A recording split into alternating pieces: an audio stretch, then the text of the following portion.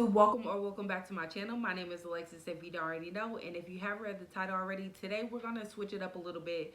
I felt the need that we need to go like on a 5 to 7 day series of the history of Ghana, and y'all might be like, okay, why is she talking about Ghana? Like, what's so important about Ghana? Well, for those of you who may not know, Africans were enslaved and brought to America to be slaves to build what we know now as the United States.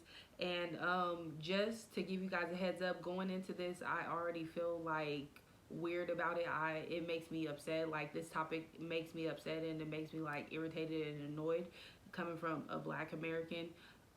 So like, just be aware that this is a sensitive topic, but at the same time it needs to be talked about. And I just love the fact that Ghana is currently hosting the year of return, where you go back to Ghana and you just experience the things like where the slaves had to get on the ships and stuff like that. And it's just like an intense topic of discussion, but at the same time, like I said, it needs to be talked about. I definitely plan on putting it on my list to go over there and visit and experience that, because I want to know where I come from, and so I think that it's important to talk about it, and that's what we're going to do in this video today. Be sure to like this video, subscribe to my channel, and let's go ahead and get into the video. 400 years after slave ships made their first journey from Africa to the American colonies, our next guests are putting a spotlight on the consequences that still resonate to this very day, and was celebrating the unsung contributions. The fact that she said the consequences that still resonate till this day, like, we are so behind. And I feel like us as Black people, like, we are so creative, we are so like just full of ideas that we did not get credit for. Just the whole nine. Like, it just makes me mad just thinking about it. But we're behind in the aspect of like some people captured us and held us back, and so that's what really makes me upset about this topic. We gonna get back into the video, but it's just like I can't believe it. Like, it's insane. Of Black Americans, and talking about ways to correct a really shameful history. Very Please shameful. welcome the creator of the New York Times Magazine's 1619 Project, Nikole Hannah-Jones, and the star of ABC series Station 19, Boris Kodjoe. So, Boris. Yes. Welcome to The View. Thank you.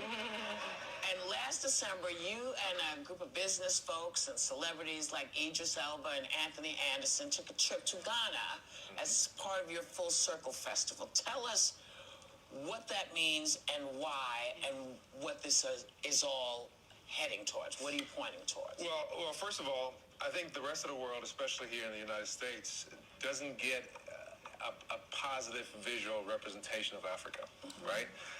All we hear about here and all we associate Africa with is famine, war, diseased children, and mass exodus to Europe, due to decades of one-dimensional media coverage. And we wanted to change that narrative, right? We wanted to show people the vibrancy and the diversity in Africa, the beautiful people, the food, the music, the nightlife, the historic sites. So we brought 100 people over there, our friends, to experience Accra, Ghana, to go to the slave castles, to have parties on the beach, to go out at night, to mingle, to collaborate with people, to have that exchange that's so necessary. And it was a profoundly transformative experience for every single person that went. So we realized that we need to make this available to everybody. There's 400 million people of African descent living outside of the continent. And every single person needs to go to Africa to experience that. That's something, like I said earlier, that's something I definitely want to experience. I want to go back over there and I want to see this for myself. And the fact that I've watched videos before that said, like, Barack Obama, like, you just feel a heaviness when you walk into the buildings that they were held in for, three or more months waiting to come to America. And it's just like, That's sad. That makes, like, that breaks your heart, and it makes you want to cry.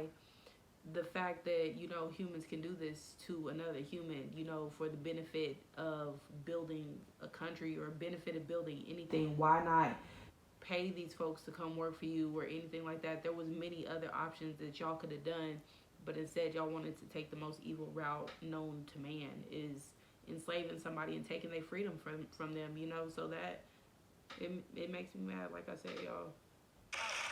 You mentioned that you saw the slave castle and the slave cells in Ghana where Africans were sold and then, of course, sent to the slave ships. Yeah. What was that like for you, that experience? You know, I've been many times now. My father is from Ghana, so I've been as a boy, and I took my children, and I took my wife, Nicole. And every time you go, it's a visceral, it's such an emotional experience because you feel the spirit of those who were in these dungeons and who went through all these atrocities that we know about. And you know, it's really amazing when you get a chance to reconnect with your roots, because you realize that you're not descendants of slaves. You're descendants of enslaved Africans, which is a big difference. We are the descendants of survivors. Yeah. Right? So understanding that helps you reclaim your cultural identity, which is so important, especially for African Americans. And once you understand where you came from, you have a better idea of where you're going. Yeah. So it's like that. it's really transformational. I want to thank you, both of you, because I don't think we can really move forward until we fully understand how this country began. Absolutely. And you have done such a good job with your project recently, 1619. It's the, if you haven't read it, please do. I did last night for hours. It is the entire New York Times Magazine. You understand that America really did begin in 1619. And their essays, artwork, I mean, it really does. I will never understand, but it taught me so much. Yeah. I had tears going to sleep, and I woke up this morning telling my husband about it, and I said, everyone needs to learn. She's been saying, we gotta go to Ghana. I know. Ghana's beautiful. From the video I watched. Why did you want to do that? And what was the New York Times reaction when you said, not just a page, I want the entire magazine to be this? I wanted to do that because I first came across the date 1619 in high school, and it was a book by historian Lerone Bennett called Before the Mayflower. And every American has heard about the Mayflower, which lands in 1620. Alright, you guys, that wraps up this video. I know this one was super short, but like I said, I'm going to make a series on it.